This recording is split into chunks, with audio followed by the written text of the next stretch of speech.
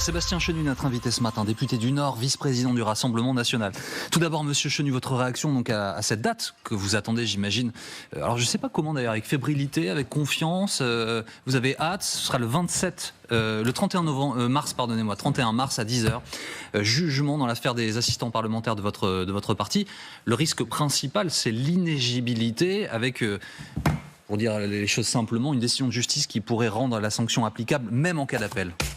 Nous attendons avec une certaine forme de sérénité parce que je crois qu'hier, nous avons fait, en tous les cas, les avocats de Marine Le Pen ont fait la démonstration que ce dossier était beaucoup plus complexe qu'on ne le disait, qu'il n'y avait d'ailleurs jamais eu d'emploi fictif, 0 emploi fictif, tout le monde a travaillé, ça c'était important, 0 enrichissement personnel, et puis en réalité, c'est un procès dans lequel les réquisitions sont évidemment tellement spectaculaires qu'elles ne correspondent pas à la réalité du fond du dossier. Donc ça a été démontré hier par les avocats de Marine Le Pen, et je crois que derrière ça, c'est le procès de la liberté parlementaire qui aura évidemment des conséquences aussi sur l'organisation du travail parlementaire pour tous les parlementaires européens demain, si Marine Le Pen venait évidemment à être condamnée. Est-ce que vous pensez à un plan B pour la présidentielle ou est-ce qu'il n'y a que Marine Le Pen, il n'y a pas de plan B au RN? Non, je pense que Marine Le Pen sera relaxée. Hier, moi, je l'ai accompagnée, j'étais présent au tribunal, j'ai trouvé que la plaidoirie de l'avocat était d'une clarté, d'une limpidité et démontrait qu'effectivement, ce dossier, il n'y avait rien dedans en fait. En réalité,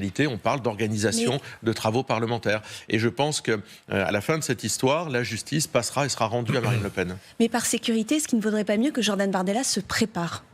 Non, mais il n'y a pas de plan B. Voilà. Donc Marine Le Pen, parce que j'ai confiance dans la justice de mon pays, pourra se présenter en 2027. C'est pas tout à fait ce que dit Marine Le Pen.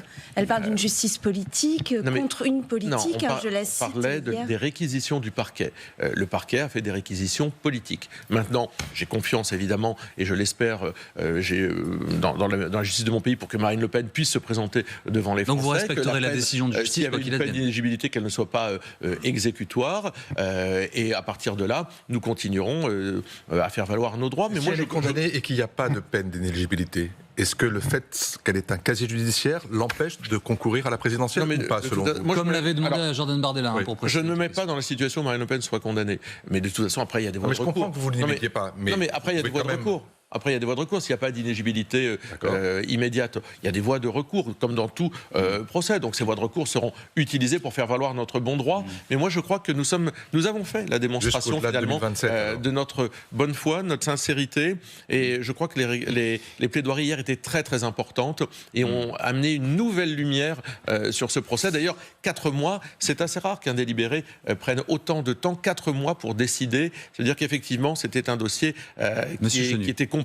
Et je pense qu'effectivement, à la fin, Marine Le Pen pourra retrouver évidemment cette sérénité qui lui permettra de concourir à la présidentielle. Monsieur Chenu, je voudrais que nous parlions de l'avenir du gouvernement et donc du pays. Je ne vous pose pas la question de savoir si vous allez le censurer, puisqu'à 99%, vous allez dire oui. Vous l'avez expliqué à plusieurs reprises, vous et d'autres responsables de votre parti sur ce plateau. La question que je vous pose, c'est quand? Parce que le budget va commencer l'examen avec le PLFSS, et donc le projet de loi sur la sécurité sociale, et ça, c'est dès la semaine prochaine. C'est à partir du 2 ou du 3, c'est ça c'est lundi, oui. Voilà, lundi à l'Assemblée. Est-ce que ça veut dire que c'est dès le début de semaine prochaine que vous ferez tomber le gouvernement? Bon, écoutez, d'abord, on va se réunir. Aujourd'hui, à 14h, le groupe Rassemblement National, autour de sa présidente Marine Le Pen, va se réunir pour regarder ce que ce PLFSS, le projet de loi de financement de la sécurité sociale, contient.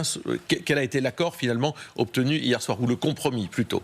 Là-dedans, moi, je vois qu'il y a des lignes rouges que nous avions fixées, qui étaient intangibles, qui ont été dépassées. Alors, ces lignes rouges, c'est, par exemple, le remboursement des prix des médicaments, c'est la baisse des charges, la baisse des allègements de charges, c'est évidemment les désindexations sur les retraites puisqu'il n'y a pas grand-chose dedans, des taxes nouvelles, il y a beaucoup de taxes nouvelles dans ce PLFSS, sur le sucre, sur l'eau en bouteille, etc. Et c'est pas nécessaire, ça ? Non, c'est pas nécessaire dans le sens où, évidemment, ce qui n'est pas nécessaire. Vous savez ce que coûte en termes de santé publique la consommation de produits trop salés, trop gras, etc. Enfin, vous savez. Cher monsieur, ça c'est autre chose, c'est les politiques de santé publique. Oui, oui, c'est pas le PLFSS. Sont corrélées à la consommation.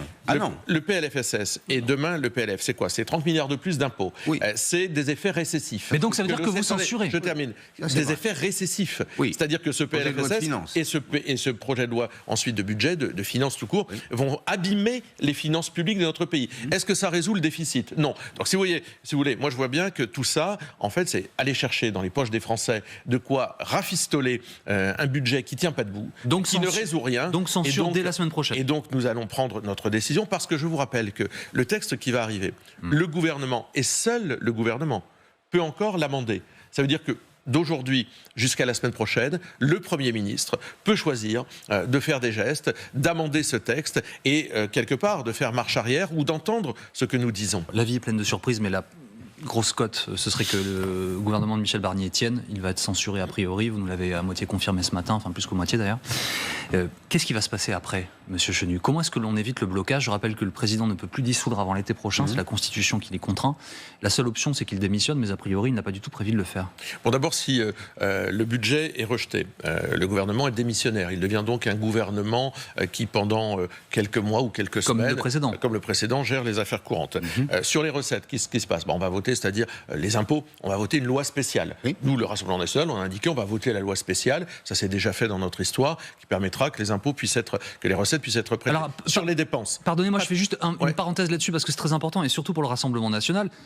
Les impôts seront prélevés, c'est l'article 1. En revanche, il y aura indexation sur l'inflation, donc augmentation des impôts. Donc 380 000 Français vont entrer dans l'impôt. Non, pas du tout. On peut amender. Évidemment, on peut faire un amendement qui permet de ça. Et vous le ferez, vous le si. Oui, bien sûr. Il n'y a pas de mystère sur ce sujet. D'accord. Bien sûr. Ça, c'est les recettes. Après, il y a les dépenses. Les dépenses, ça fonctionnera par ordonnance. Tous ceux qui disent vous rendez compte, les fonctionnaires ne pourront plus être payés. Non, la carte vitale, comme disait Madame Borne, en plein délire, à qui on doit aussi grandement une partie de la situation que nous vivons. La carte vitale ne fonctionnera plus. Tout ça est ridicule. Yael Braun-Pivet, la présidente de l'Assemblée, l'a dit, il n'y a pas de shutdown pour reprendre cette expression anglo-saxonne. On n'a pas dit ça, nous ici, on a expliqué exactement le contraire. Non, mais donc ceux qui nous suivent ce matin sont parfaitement au fait.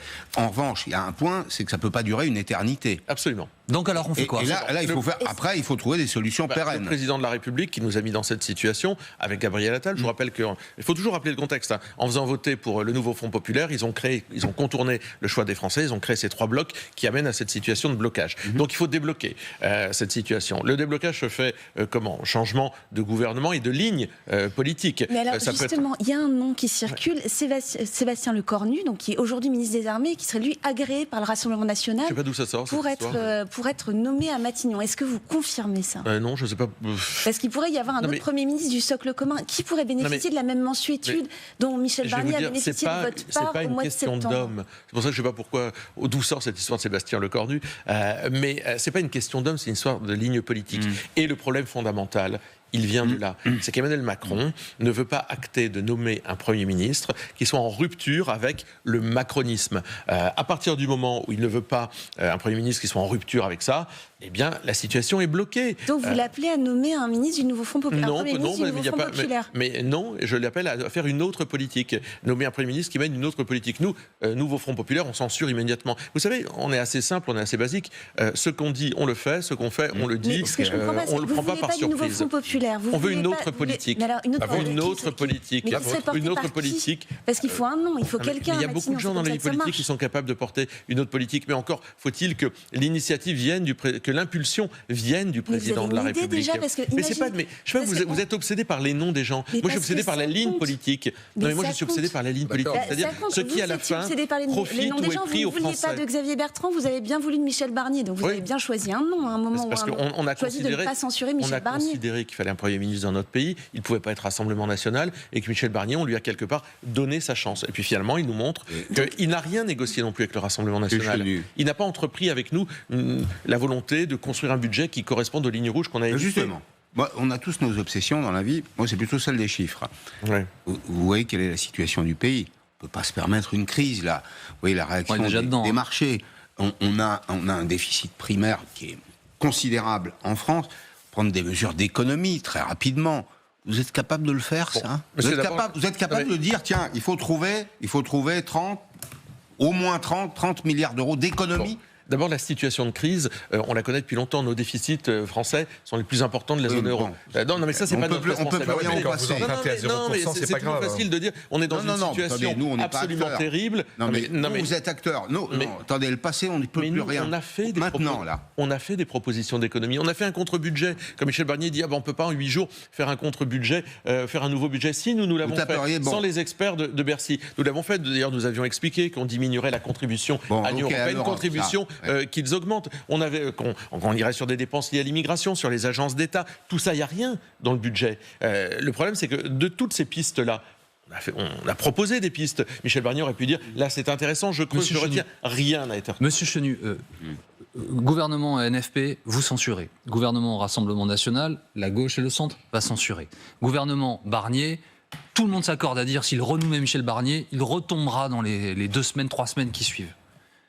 Vous êtes face aux Françaises et aux Français, là, il se passe quoi après alors? Eh bien, alors, je vous pose la même question que je l'ai posée à tous les invités qui viennent ici. Le président de la République devrait tirer les conséquences. Donc il doit partir. C'est-à-dire qu'à un moment, si la situation est bloquée et qu'il n'y a que la possibilité, en démissionnant, de débloquer cette situation, il faut que le président en tire les conséquences. Moi, je crois que c'est ça aussi être un homme d'État, c'est considérer un moment que son pays ne peut pas avancer, du fait d'ailleurs de sa propre responsabilité à Emmanuel Macron, et d'en tirer les conséquences. On verra ce qu'il fera. Mais je crois qu'évidemment, il y a un sondage qui est sorti disant que 63% des Français d'ailleurs souhaitent sa démission. Moi, à titre personnel, je pense qu'Emmanuel Macron rendrait service à notre pays en quittant sa fonction de président de la République et permettrait de redessiner une ligne politique au bénéfice de la France.